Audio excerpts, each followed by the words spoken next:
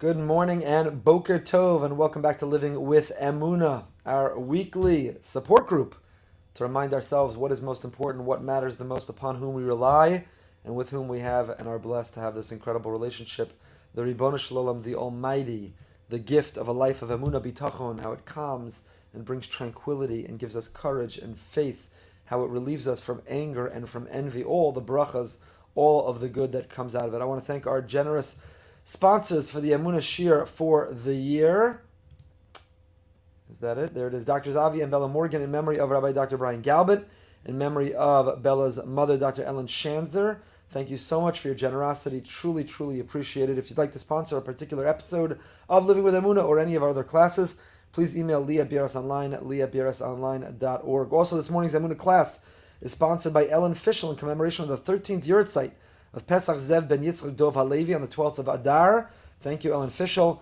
Greatly appreciate your generosity. I want to thank all those who participated and contributed to our global campaign, who have joined our BRS global community. We've got great, exciting things in store. The privileges of being a member of the global community for $1. Just by giving back, just by showing appreciation, just by participating, you are a member of that global community, and we've got great things in store. And even though we met our goal, it's not too late to give at brsonline.org/global. brsonline.org/global. Okay, we are continuing.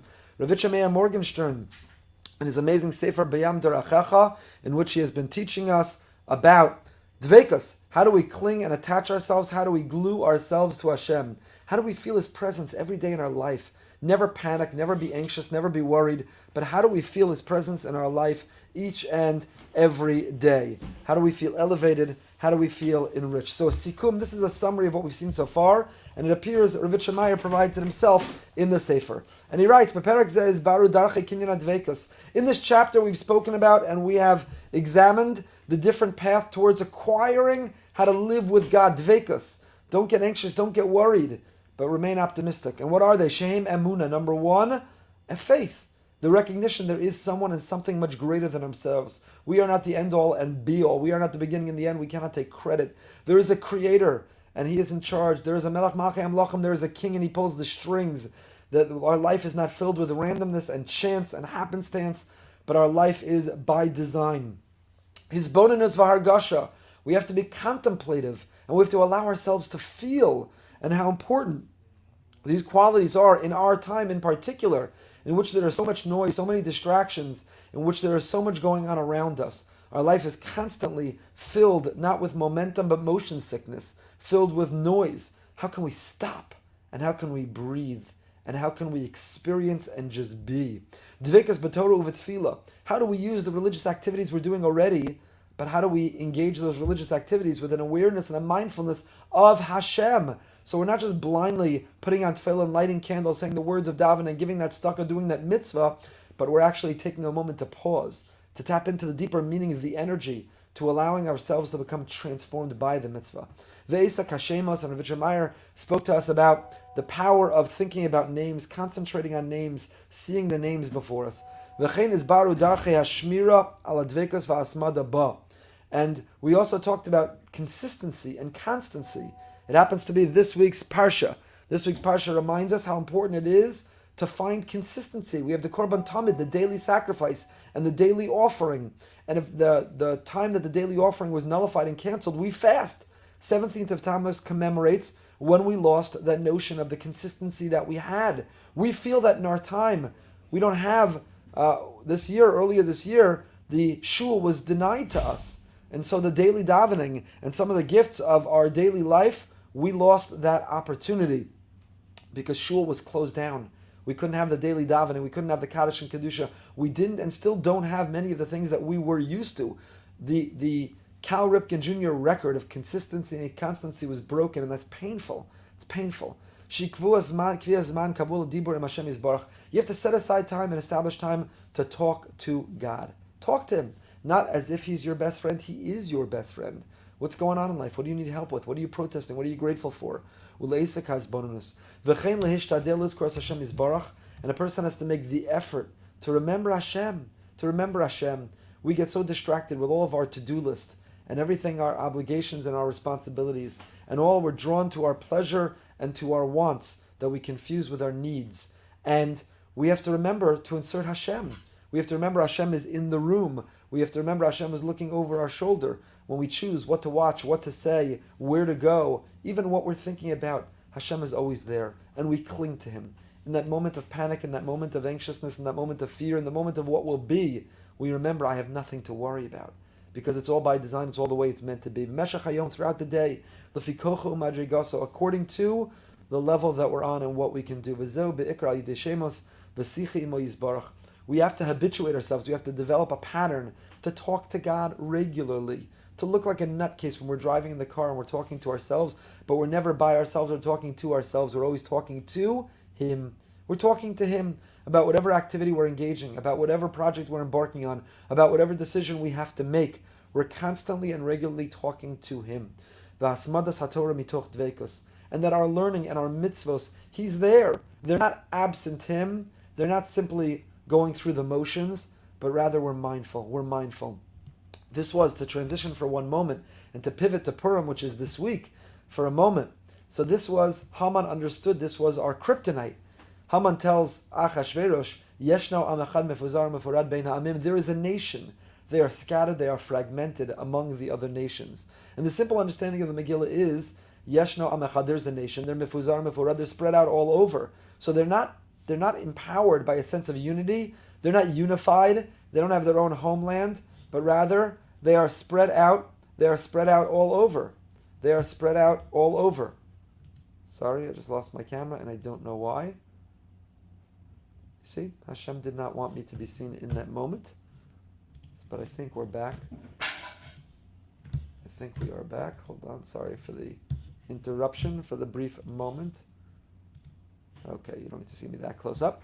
So, Hashem says, Haman says to Achashverosh, they're spread all over. So they don't have the power of unity, they don't have the power of a country, of a nation. They're living among other host nations. They're mefuzar mefurad bein amim. Now, let's go strike. They're vulnerable, they're fragile, we can take them down. Now. But the Gemara quotes in Megillah Rava, who says, no. Yeshno, don't read it yeshno, but yoshnu. There is a nation, there is sleep. Mifuzar mifurad.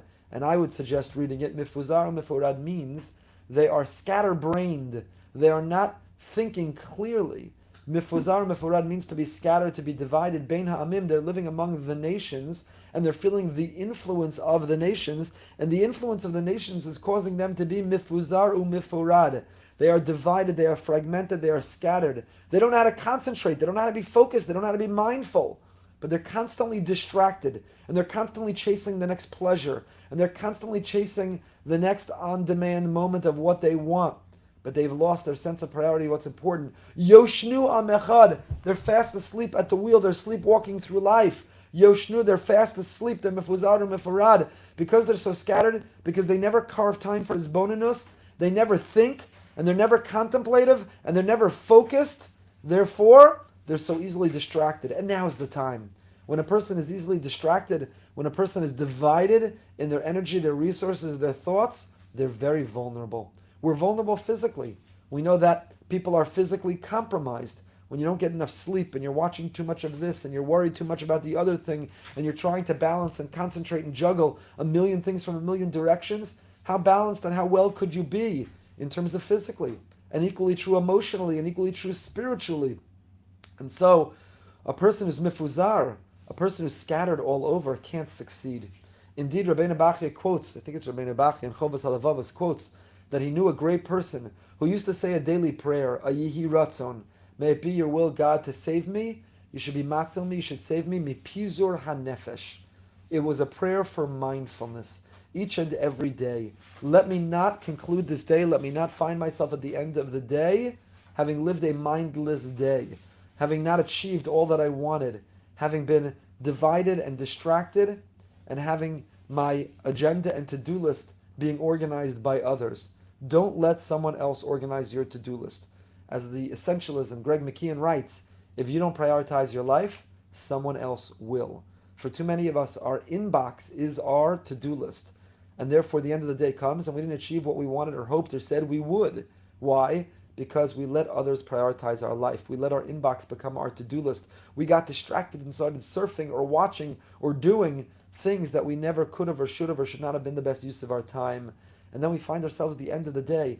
And so Rabbeinu Bachya quotes, Mechoves HaLevavos quotes, that he knew a great person who used to offer a daily prayer, save me, mipizur hanefesh, save me from being fragmented and divided, save me from being distracted, enable and empower, bless me with mindfulness, with consciousness and conscientiousness. Let me go through my day and remain focused on what I want to do and who I'm meant to be. Let me arrive at the end of the day proud of what I achieved and how I lived that day and how the next will become and be even better. And that's the language, that's the lashon of the Mechoves HaLevavos. Save me mipizur hanefesh. So perhaps what Haman was saying is they're mifuzar u'miforad. Perhaps what Haman was saying is they're living bein ha'amim.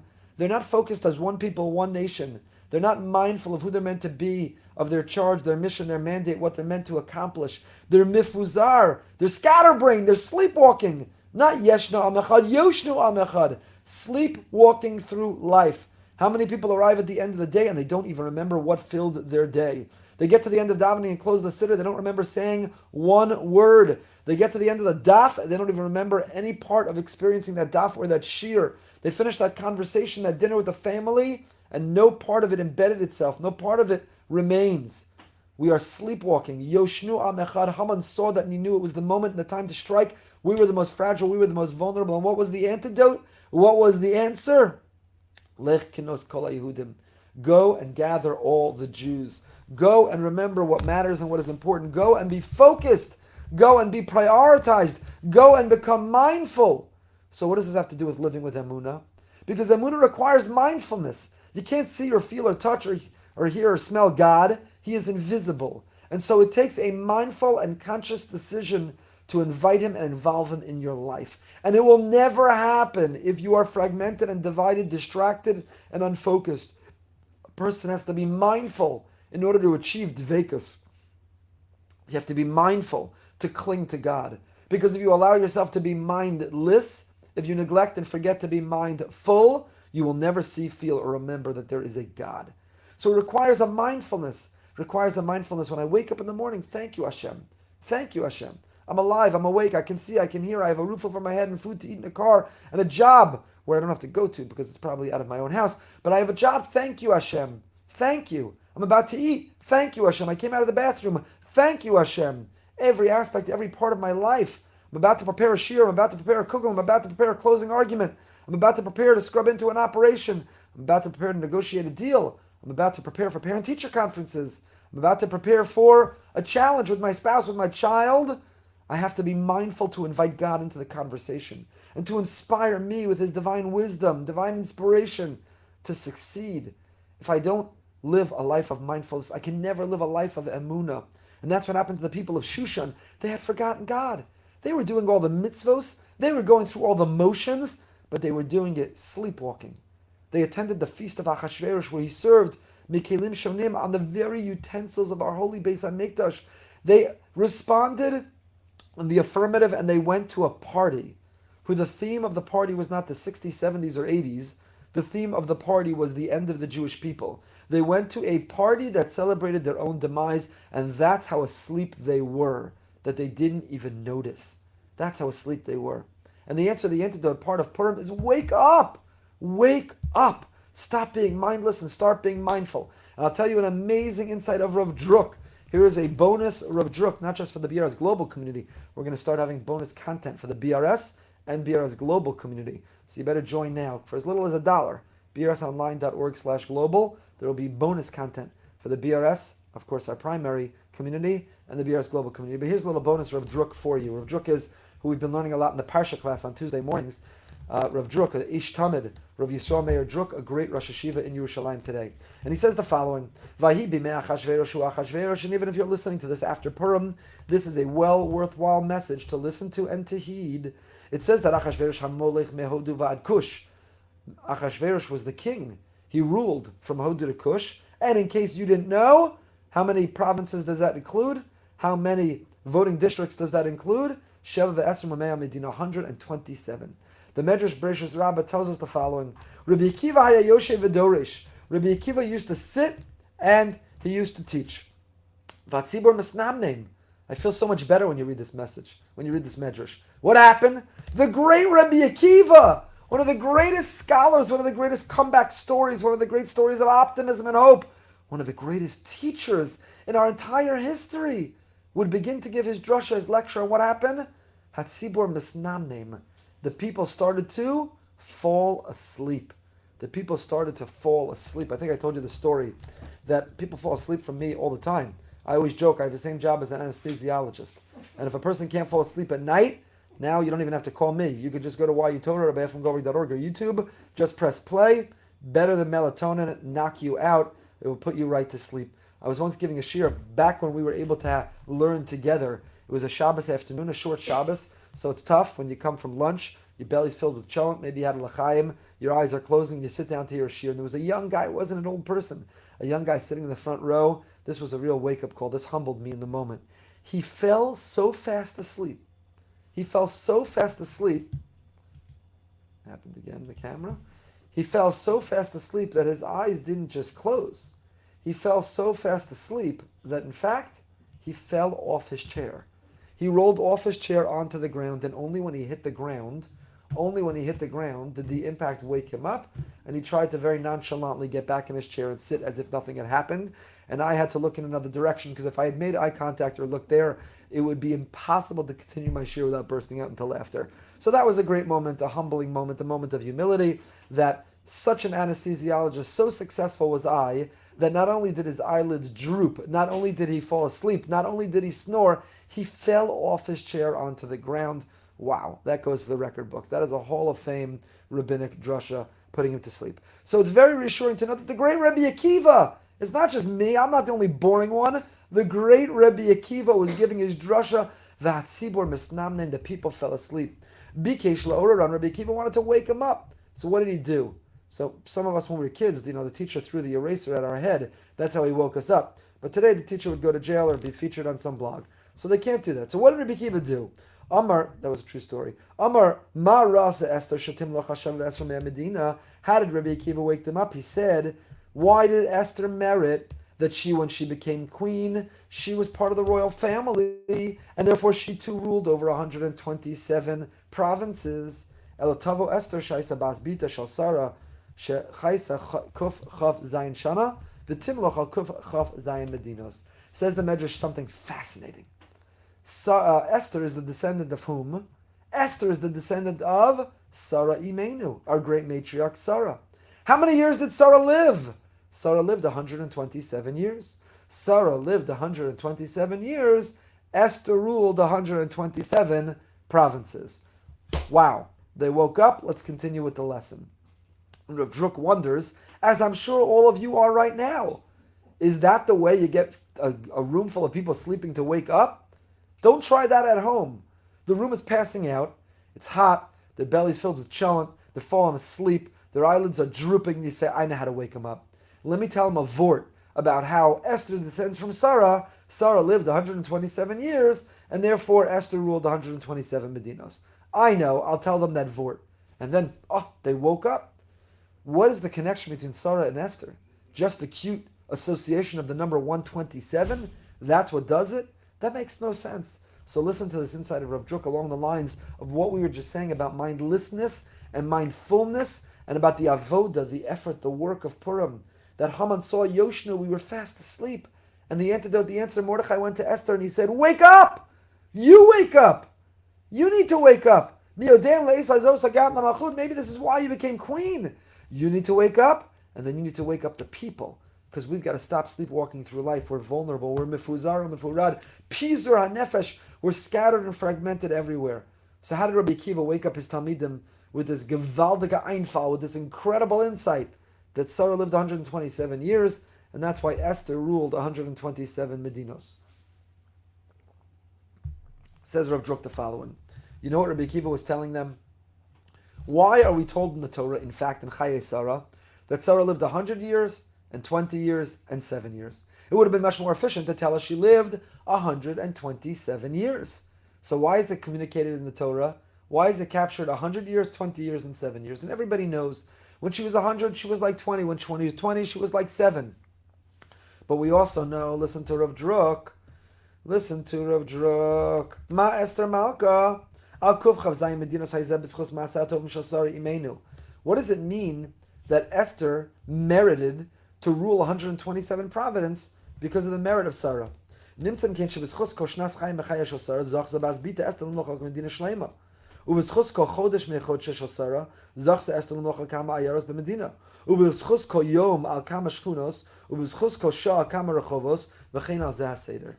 It means that if you really apply the insight, what comes out is, in the merit of Sarah's 127 years, Esther ruled over 127 provinces, 127 cities, 127 streets, buildings. The message about Sarah Imenu was that she was not mindless, she was mindful. She never squandered or wasted a moment. Her 127 years, Rashi quotes Chazal there in the beginning of Chayei Sarah, tells us, were complete, that they were shalom, they were whole. Sarah did not waste time. Sarah was present in every moment, every speech, every thought, every experience, every interaction. And that's what the Medrash is telling us. And that's how Rabbi Akiva was waking up his students. He said, you see how the result of Sarah being mindful every moment of her life, you see the merit of being mindful, of not sleepwalking, of not being a creature of habit and routine. The merit of being mindful is that you have a great-great-granddaughter who rules 127 Medinos, and therefore wake up, my dear Talmidim. Wake up, students. It wasn't he told them a great story. It wasn't he told them a great joke.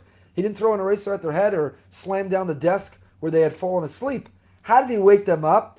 It means that not necessarily they were sleeping physically.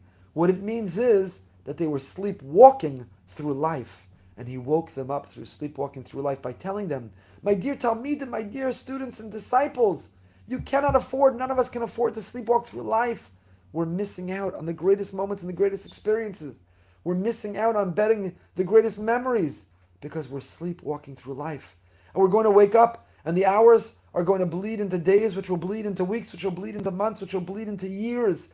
And we'll wake up, God forbid, later in life, and we won't even remember those years. Please God, tonight I'm behind the bima. Yesterday, there was a couple here in Boca Raton. Both are over 100 years old. And yesterday, Kenai Nahara, they celebrated their 80th wedding anniversary. That's right, you heard me. 80th wedding anniversary. That's extraordinary for so many reasons. But the 80th wedding anniversary. 80th wedding anniversary. A person's going to get to 100 years old, be married 80 years, but because we were mindless as we were living it, not remember anything, not fully draw out the totality of the experience of it all, to be mindful. And says Rav Druk, that is the message. Why did Esther rule 127 provinces? Because she was the great-granddaughter of Sarah. Just a cute connection that Sarah lived 127 years? No. Sarah was mindful all those years. She was shalom, she was whole, she was complete, she was present, she was conscious. She made the most of every moment of those 127 years. And you need to know what that can yield. You need to know the merits that brings. You need to know the results that creates. Being mindful and present in all that we do. So Haman Yoshnu Amachad, that we were fast asleep. So my dear Emunah friends, brothers and sisters, stop sleepwalking through life. I'm speaking to myself, not just you. Wake up. Wake up to see and feel Hashem. Megillas Esther, wake up to be Megala the Nister. Let's reveal God's hiddenness. Let's find Him in every aspect. Let's turn to Him and talk to Him. Let's lean on Him. Let's love Him and feel His love for us. Stop sleepwalking through davening. Stop sleepwalking through mitzvos. Stop sleepwalking through Judaism. Stop sleepwalking through your marriage, your parenting, or your career. But wake up. Wake up and take your life back and live your best life yet. We move over to Perek Gimel, back in Ravitcha Meir, B'yam Derechecha. Perek Gimel, chapter 3. Hine etzam adveikas si hargashas hashayachas v'achibur l'Hashem yisbarach. So what is dveikas? Dveikas is glued, devik.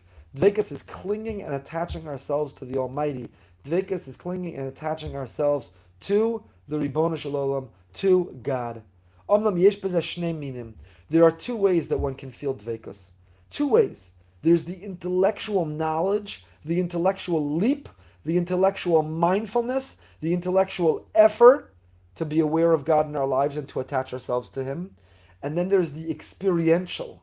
And then there's not just to know there's a God, and there's not just to decide to connect with Him. There's the feeling. There's the personal transformation. There is the visceral, experiential knowledge that I'm living with God. The first is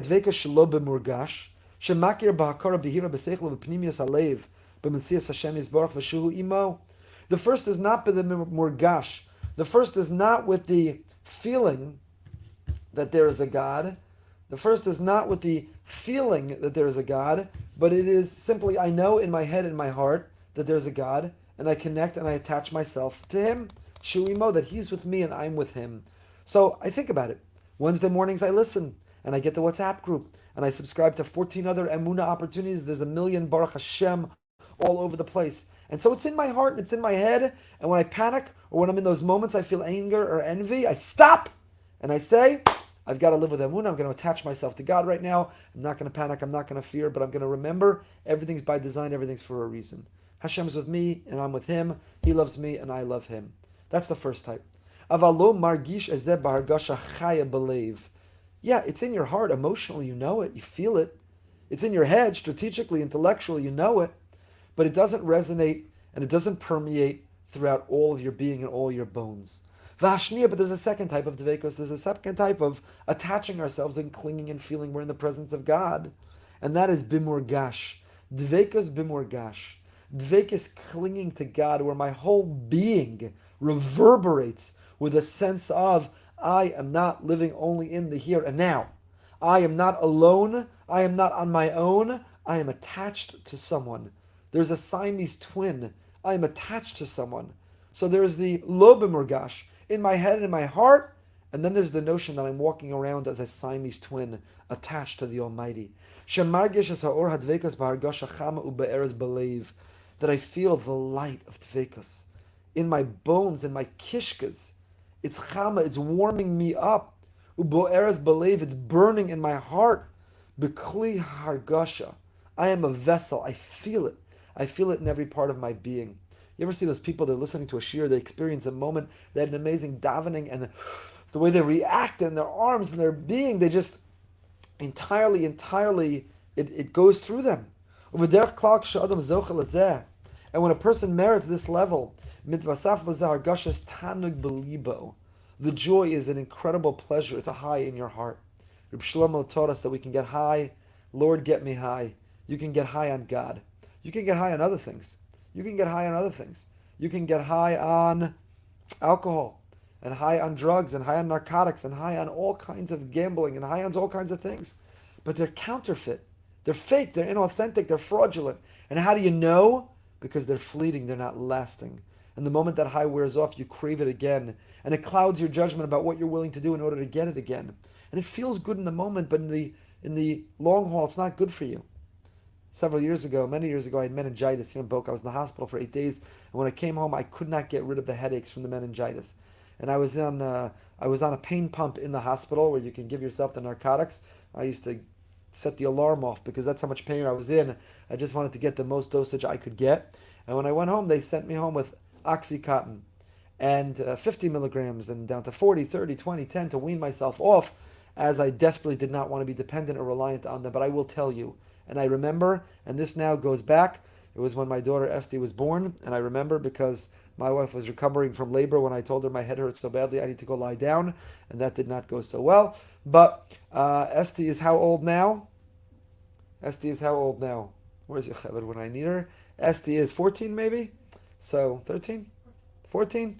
Anyway, so 14 years ago, and yet I still remember that swallowing that Oxycontin pill or getting the Dilaudid in the hospital from the pump, I remember this incredible feeling of a wave of warmth that came over. From this intense pain that went throughout your body to taking that narcotic and feeling that this like warmth, this tingle, this calm, this sense that everything feels good and will be fine, and this incredible sense of relief. I remember, and I understand why that becomes addictive. I understand why a person doesn't want to let go. I understand why that becomes an escape or a person wants to numb themselves. But it wears off. It's not a solution. Person has to get to the core of where the pain is coming from and solve the pain, not treat the symptom and numb to the symptom, because you'll never heal that way. Thank God I got off it very quickly. Acupuncture and yoga was the alternative. It got rid of those headaches, and I'm grateful until today. But I give it as an example. Why? Because that was the high through a pill. But what Ravitcha Meyer is describing, and what we'll pick up with next week, is that same sense of a high that I got from a pill. Thank God I was never addicted. I'm not sharing in that context. I'm just telling you, after recovering, many of you have given birth. You come home from the hospital with a similar prescription for a narcotic, for Oxycontin, or for, what's the other one that everybody gets? What's the other narcotic they sent you home with? Anyway, you know the feeling it gives. But what he's describing, Ravitcha Meyer, is if we practice Dveikus authentically, at the highest level, then our whole body can get that same sense, the same experience, that same calm, that same relief, that same warmth, that same tingle, that same knowledge that everything's going to be okay, that all my pain just went away, that right now I feel such a wave of calm and connection that it doesn't require a substance. All it requires is dveikus. I'm not suggesting that if you have a chronic pain that you don't deserve to take a chemical help to get rid of the pain. I'm not suggesting if only you had more emunah and bitachon, you could feel the hargasha, you'd be bemurgash, you'd be able to relieve that pain. Some of us need medicines, chas v'shalom, with no judgment. There are people who need the medicine. But if a person doesn't have chronic pain, they just have the ordinary, everyday aches and pains of life, then know, Percocet, thank you, Rita, then know that even the everyday aches and pains of life, you can have a level of dveikus b'hargasha that gives you that wave of calm, relief, confidence. It gives you the sense that everything will be okay, that right now the pain has gone away, even for a little bit. So we'll pick up with that next week. How do we practice that dveikus? The dveikus in our head and our heart is what we've been talking about for the last several years. The dveikus in our head and our heart, to know there's a God, and in those moments we need Him, to remember and be mindful and attach ourselves to Him. That's what we've been not only talking about, but hopefully working on. But how do we get to that next level, dveikus? How do we get to the level of dveikus that it goes throughout our being? We feel it throughout our body. It comes over us like a wave, that you can see it resonate throughout and reverberate throughout our whole essence of who we are. That we will pick up with next week. We got a great Purim episode tonight of Behind the Bima. That amazing couple, Mirz Hashem, Bli Ayin Hara, and other surprises. So join us at 9 p.m. Behind the Bima on YouTube. I ask you to take a moment and to subscribe on YouTube. You see the subscribe button. Subscribe on YouTube, and you'll be notified in real time every time we go live with the next shiur, class, program, panel, conversation, and the next opportunity to learn together. So, if you've not yet joined the BR's global community, it's not too late. brsonline.org/global. Get the extra content and get some surprises we have in store for you for any amount. Just be part of our global content. If you did, and you have, from the bottom of my heart, I thank you. Thank you for partnering, supporting. Thank you for being a part of all that we're doing, for coming to learn together. Until next time, stay happy, stay healthy, and stay holy.